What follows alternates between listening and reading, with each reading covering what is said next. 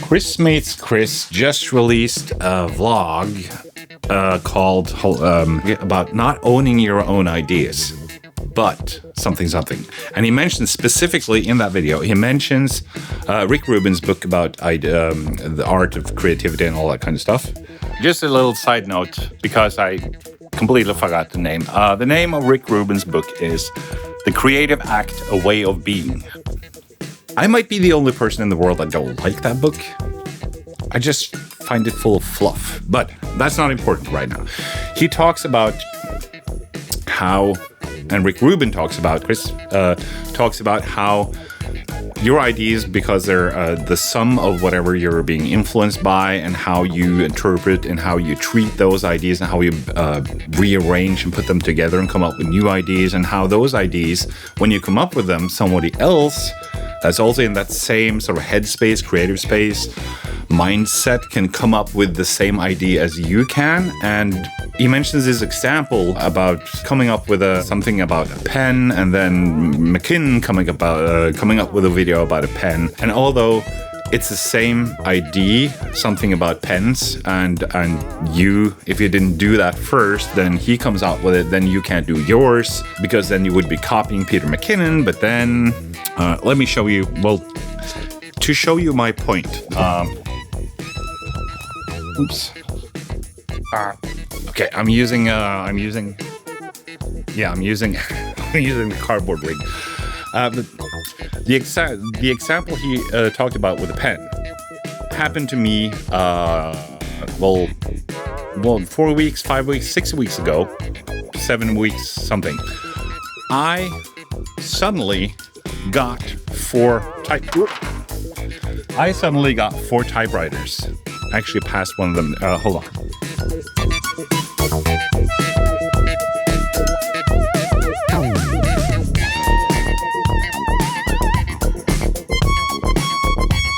That's 2 typewriters right there, and there's a third one somewhere. And let me turn the mic around, because I'm using the video mic Go 2. So you can hear me properly. This is okay. This is not working for vlogging. Remind me to do this properly somehow, or in a different way. See this one? I got this one for free. Does work, but some of the keys are, you can see here, the H is sticking. And when I got this, I was like, I have to make a video on this. Just look at it. It's beautiful. It's a Remington Standard 92. It is a beautiful machine. There's so many intricate little mechanics in there. Let me see if we can.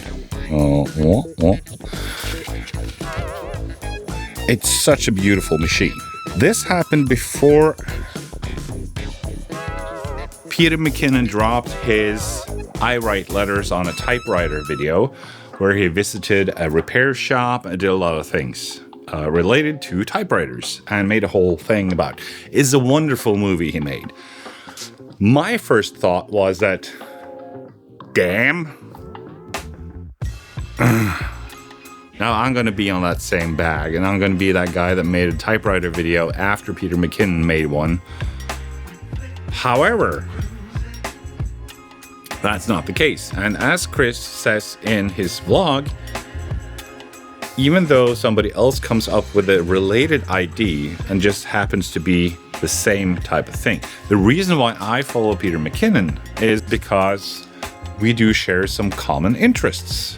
So no wonder he would make a video about typewriters, because they're cool. I like them, and he likes them, and he likes some other things that I also like. Some of those things are not retro, they're old. And old mechanical things you can hold, tangible things. There are some other words I don't even remember. But those sort of common interests is the reason why I watch some of Peter McKinnon's videos. So it would only make sense that I'm in somewhat of the same headspace as Peter McKinnon when it comes to cool things.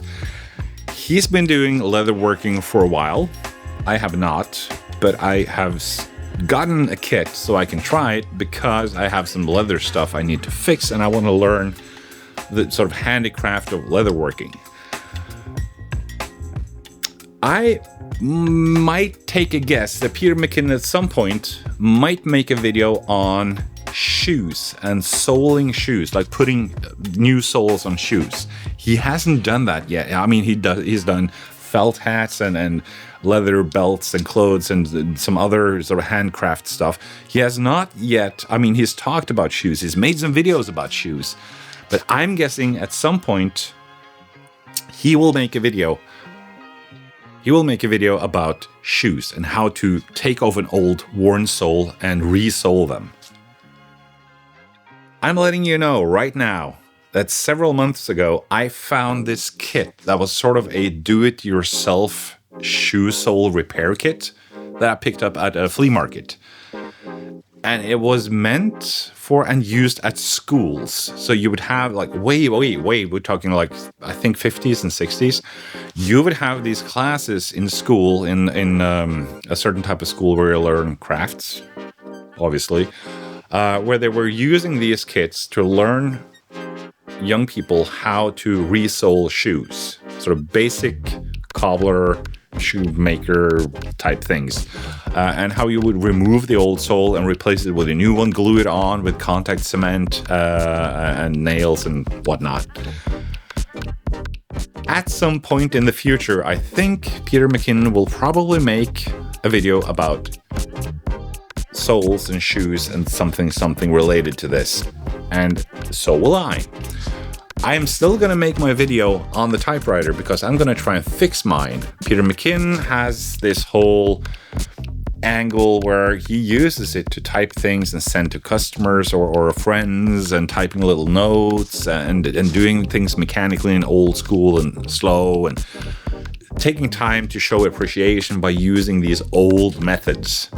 And this is really weird to call them old because I grew up learning how to touch type on typewriters, not even electrical ones. It was like the old sluggish, you had to hammer down each key.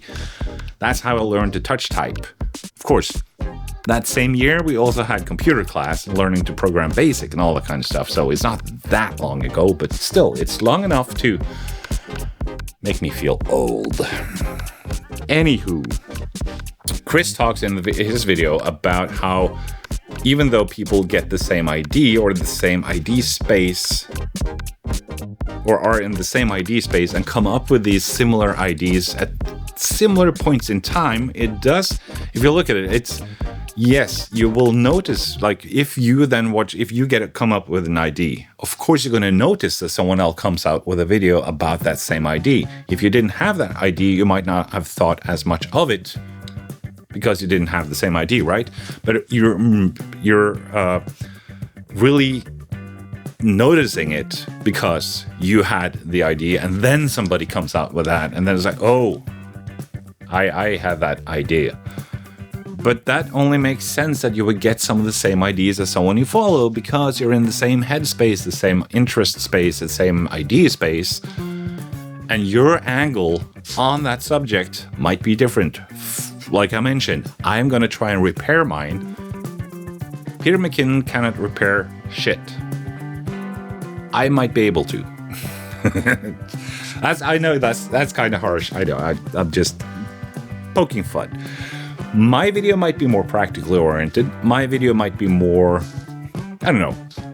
Well, it's going to be trying to fix the whole thing, figuring out what to do, but there might be some angle, emotional angle towards all of this because I learned, well, typing on a typewriter. My video is probably not going to be as good as Peter McKinnon's. I know that because I haven't made videos that long as he has. But anyway, so yeah, the fun part is I started commenting in the comments for Chris's video. And then I was like, why am I typing this shit? I should be just make a vlog on it. So I did. So here it is. The point he's making is that even though somebody else does your ID, it doesn't mean that you can't do your ID. You just have to find your unique angle on it. And if somebody, and this is not his words, but this is not my words, and this is based on what I've experienced for the last 30, 40 years. If anybody comes up with an idea that's adjacent to yours, it just means that, yeah, they come up with an idea that's adjacent to yours. But that doesn't mean that you don't do your video. You just have to make sure that your video actually tells the story of how you relate to this thing. You can point backwards. You can show old images of you typing on typewriters.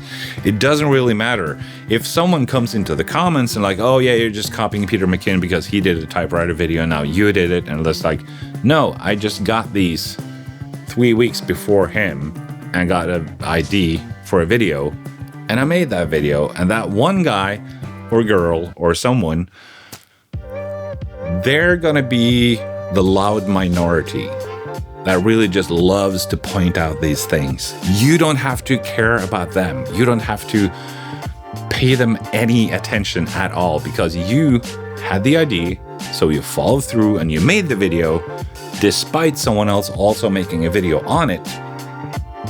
And that's cool because that means there are 2 videos out there about typewriters, and hopefully people who like typewriters might watch them both. And that's a win for everybody. And that's all I wanted to say. So yeah, that was not the second vlog I had planned, and that's how it's supposed to be.